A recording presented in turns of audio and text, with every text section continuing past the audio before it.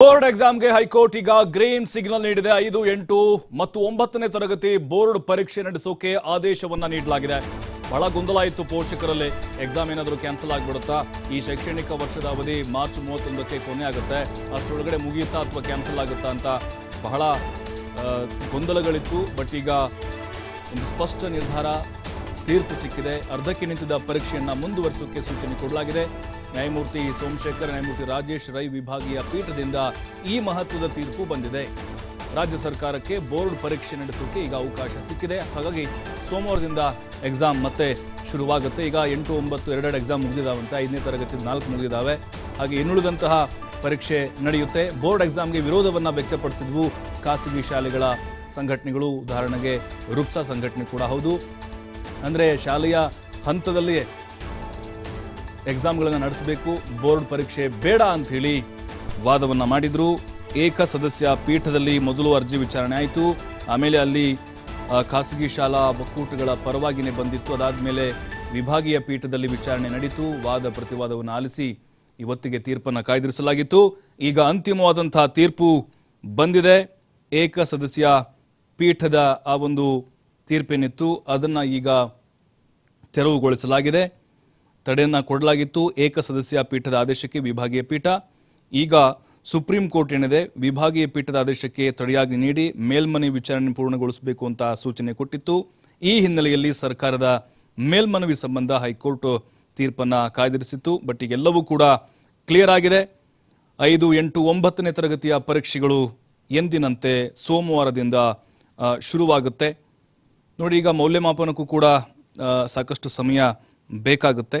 But ಈಗ board ಎಕ್ಸಾಮ್ಗೆ ಪೋಷಕರು ಬಹಳ ವಿರೋಧವನ್ನು ವ್ಯಕ್ತಪಡಿಸಿದ್ರು. ಬಟ್ ಶಿಕ್ಷಣ ಇಲಾಖೆ ಬೋರ್ಡ್ ಎಕ್ಸಾಮ್ ಮಾಡಲೇಬೇಕು ಅಂಥೇಳಿ ಹಠಕ್ಕೆ ಬಿದ್ದಿತ್ತು.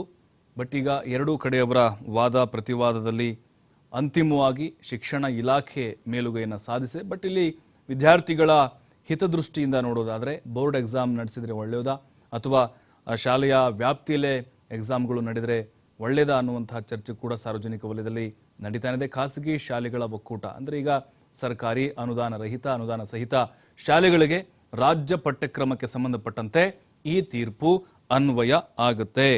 ಬೋರ್ಡ್ ಎಕ್ಸಾಮ್ ಬೇಡವೇ ಬೇಡ, ಕಷ್ಟ ಆಗುತ್ತೆ, ಮಕ್ಕಳಿಗೆ ಹೊರೆಯಾಗುತ್ತೆ ಅಂಥೇಳಿ ಪೋಷಕರು ಒತ್ತಾಯವನ್ನು ಮಾಡ್ತಾ ಇದ್ರು. ಖಾಸಗಿ ಶಾಲಾ ಸಂಘಟನೆಗಳು ಕೂಡ ಇದೇ ಅಭಿಪ್ರಾಯವನ್ನು ಹೊರಹಾಕಿದ್ವು. ಬಟ್ ಫೈನಲಿ ಈಗ ಹೈಕೋರ್ಟ್ ಅಸ್ತು ಅಂತ ಹೇಳಿದೆ ಬೋರ್ಡ್ ಎಕ್ಸಾಮ್ ನಡೆಸಲಿಕ್ಕೆ. ಮತ್ತಷ್ಟು ಮಾಹಿತಿ ಕಾರ್ತಿಕ್ ನೀಡ್ತಾರೆ. ಕಾರ್ತಿಕ್, ಈಗ ಎಲ್ಲ ಗೊಂದಲಗಳಿಗೆ ತೆರೆ ಬಿದ್ದಿದೆ ಅಂತ ಅನಿಸುತ್ತೆ. ಹೈಕೋರ್ಟ್ನ ಈ ತೀರ್ಪಿನಿಂದ ಎಕ್ಸಾಮ್ಗಳು ಮತ್ತೆ ಯಾವಾಗ ಶುರುವಾಗುತ್ತೆ, ಯಾವ ರೀತಿ ಚರ್ಚೆ ಆಗ್ತಾ ಇದೆ ಈಗ ಪೋಷಕರಲ್ಲಿ ಅಂತ, ಪರ ವಿರೋಧ, ಈಗ ಬೋರ್ಡ್ ಎಕ್ಸಾಮ್ ಒಂದು ಅನುಮತಿ ಕೊಟ್ಟಿರೋದ್ರಿಂದ? ಖಂಡಿತ ಪ್ರಭು, ಏನು ಮೌಲ್ಯಾಂಕನ ಪರೀಕ್ಷೆಗೆ ಸಂಬಂಧಪಟ್ಟಂತೆ ಗೊಂದಲಗಳಿತ್ತು. ಆ ಒಂದು ಗೊಂದಲಗಳಿಗೆ ಇವತ್ತು ಹೈಕೋರ್ಟ್ನ ವಿಭಾಗೀಯ ಪೀಠ ಇವತ್ತು ತೆರೆ ಎಳೆದಿದೆ. ಪರೀಕ್ಷೆ ಮಾಡೋದಕ್ಕೆ ಸರ್ಕಾರಕ್ಕೆ ಅನುಮತಿಯನ್ನ, ಇಲಾಖೆಗೆ ಅನುಮತಿಯನ್ನು ಕೂಡ ಕೊಟ್ಟಿರುವಂತದ್ದು. ಅಂದ್ರೆ ಈ ಹಿಂದೆ ಏನು 2 ಎಕ್ಸಾಮ್ ಆಗಿತ್ತು, ನಂತರದಿಂದ ಕಂಟಿನ್ಯೂ ಮಾಡೋದಕ್ಕೂ ಕೂಡ ಸೂಚನೆಯನ್ನ ಕೊಟ್ಟಿದೆ. ಪರೀಕ್ಷೆಗೆ ಸಂಬಂಧಪಟ್ಟಂತೆ ಗೊಂದಲಗಳಿತ್ತು ವಿದ್ಯಾರ್ಥಿಗಳಲ್ಲೂ ಕೂಡ. ಇದು ಪರೀಕ್ಷೆ ಆಗತ್ತಾ ಅಥವಾ ಆಗೋದಿಲ್ಲ ಅನ್ನುವಂತ ಒಂದು ಗೊಂದಲ ಇತ್ತು. ಜೊತೆಗೆ ಈ ಒಂದು ಖಾಸಗಿ ಶಾಲೆಯ ಒಕ್ಕೂಟಗಳು ಕೂಡ ಪರೀಕ್ಷೆನ ಮಾಡಬಾರ್ದು ಅನ್ನುವಂತ ನಿಟ್ಟಿನಲ್ಲಿ ಒಂದು ಅಂದ್ರೆ ಕೋರ್ಟ್ನ ಮೊರೆ ಹೋಗಿದ್ರು. ಅವರು ಏಕಸದಸ್ಯ ಪೀಠ ಅವರ ಪರವಾಗಿ ಅವಾಗ ತೀರ್ಪನ್ನ ಕೊಟ್ಟಿತ್ತು. ನಂತರದಲ್ಲಿ ಈಗ ವಿಭಾಗೀಯ ಪೀಠ ಈಗ ಸರ್ಕಾರದ ಮತ್ತು ಇಲಾಖೆಯ ಪರವಾಗಿ ತೀರ್ಪನ್ನ ಕೊಟ್ಟಿರುವಂತದ್ದು. ಅಂದ್ರೆ ಈಗ ಮುಂದಿನ ದಿನಗಳಲ್ಲಿ ಉಳಿದಂತ ಪರೀಕ್ಷೆಗಳಿಗೆ ಒಂದು ದಿನಾಂಕವನ್ನ ಘೋಷಣೆ ಮಾಡಬೇಕಾಗತ್ತೆ. ಟೈಮ್ ಟೇಬಲ್ ನ ಪ್ರಕಾರವಾಗಿ ಅಂದ್ರೆ ಪರೀಕ್ಷೆಯನ್ನು ನಡೆಸೋದಕ್ಕೂ ಕೂಡ ಸೂಚನೆಯನ್ನ ಕೊಡಲಾಗಿದೆ.